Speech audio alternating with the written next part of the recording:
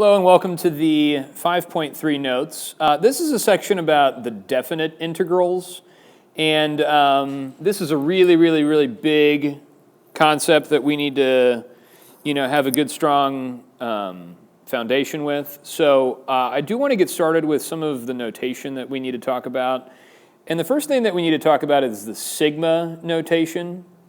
Okay, and sigma is this Greek symbol here.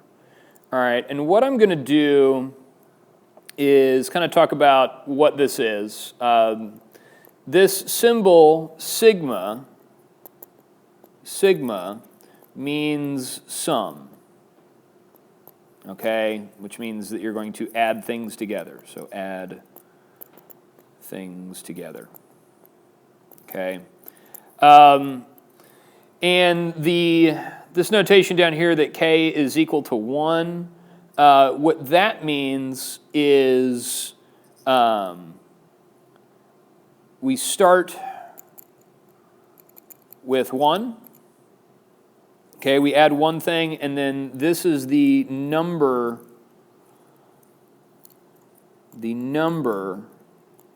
of things we add. Okay, things we add. All right, now what we've been doing is we've been adding a bunch of rectangles, okay? And so we can model that using this sigma notation, okay? And if we're talking about adding rectangles together, then what I want to do is also call n, in this case, the number of rectangles. Okay? And then when we add those rectangles, we're talking about adding the area of those rectangles. And I want to show you that the f of x sub k, that stands for the height of the rectangles. And then the delta x sub k is the width. Okay? So, we can model all of these sums using sigma notation. I'm not really too concerned about that being that nitpicky about it, but I do want to model this to show you how we get the exact area under the curve. Okay, so this, remember, is going to give us an approximate.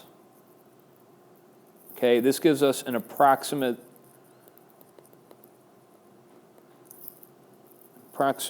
area. Okay, and we're going to figure out how to use this to get an exact area. So the first thing I want to do real quick is just kind of come down here and show you how I would use the sigma notation here. What I'm going to do is I'm going to use MRAM on this. MRAM gives us the best approximation, and the first thing I want to do is partition this off into 4 rectangles, okay? And I want to get my midpoint. So I'm going to call this my first midpoint, x sub 1. This is my second midpoint, x sub 2, my third one, x sub 3, and my fourth one, x sub 4, okay? And then to get the heights of these rectangles, I'm going to go up until we get to our function, draw a rectangle, up and over, and I'm going to do the same thing for x sub 3, okay, and same thing for x sub 4, okay. And if I were to model this, what I would say is if I wanted the approximate area,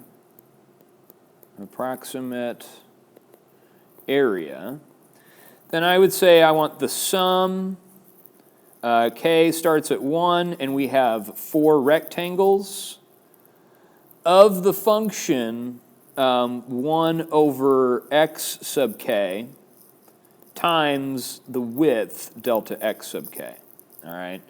And so what we know is that the area that we get here is approximately equal to the integral from 1 to 5 of 1 over x dx, okay? This part here is our approximate, okay? And this part here is our exact area, okay? So the question is, what do we have to do, instead of having an approximation symbol, how do we get these to equal each other, okay? So now what I want to, talk about is that we had 4 rectangles, okay? And we got a decent approximation. But down here, it says, how do we go from an approximate area to an exact area? And we're going to answer this question, but I want to show you guys this animation first, okay? And what this will do is it's going to add in more rectangles. Right now we have 2, and this value right here gives our approximation, and this is our exact value, or our exact area under the curve between A and B, okay? So I'm going to go ahead and start the animation.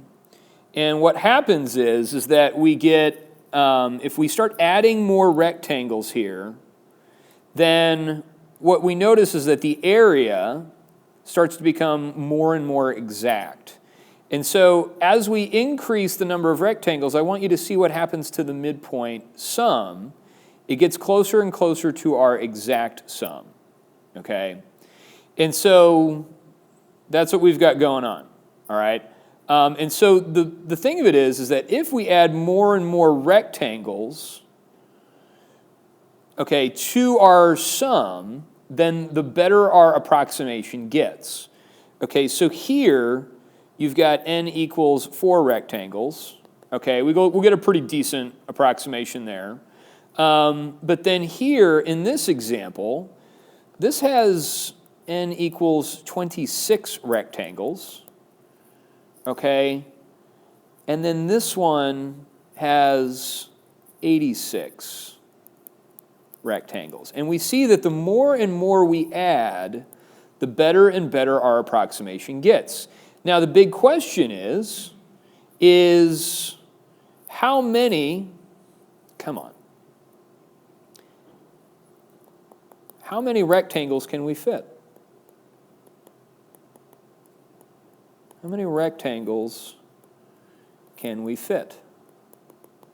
Okay, and the answer to that is an infinite number. Okay, we can put an infinite number of rectangles in there. So if I wanted to get an infinite number of rectangles, okay, so to get the infinite number, I have to ask the question,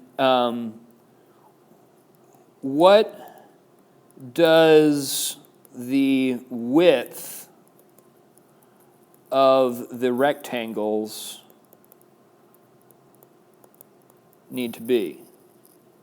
Okay? Okay?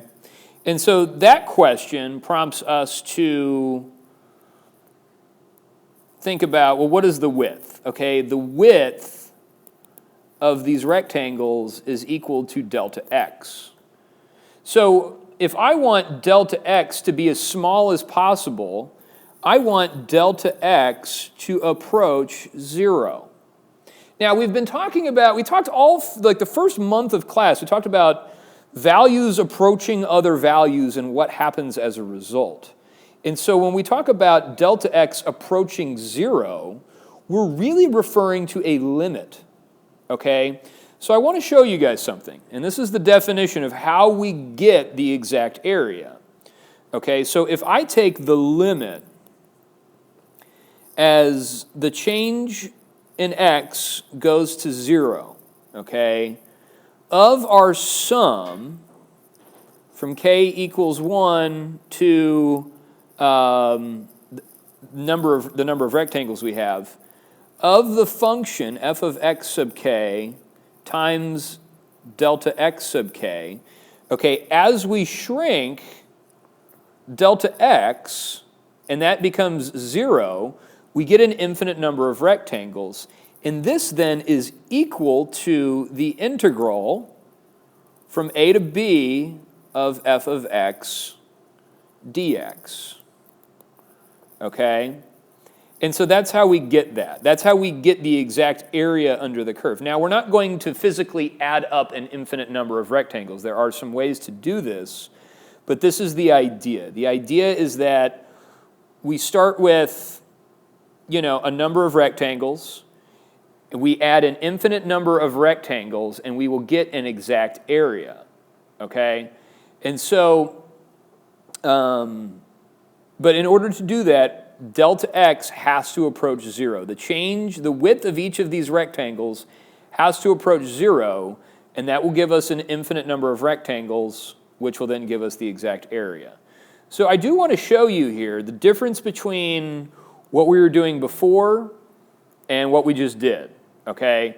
So when we just added up a finite number of rectangles, that was an approximate value of the exact area, okay? When I take the limit as the change in x goes to 0, of that same sum, that will give us the exact area, okay?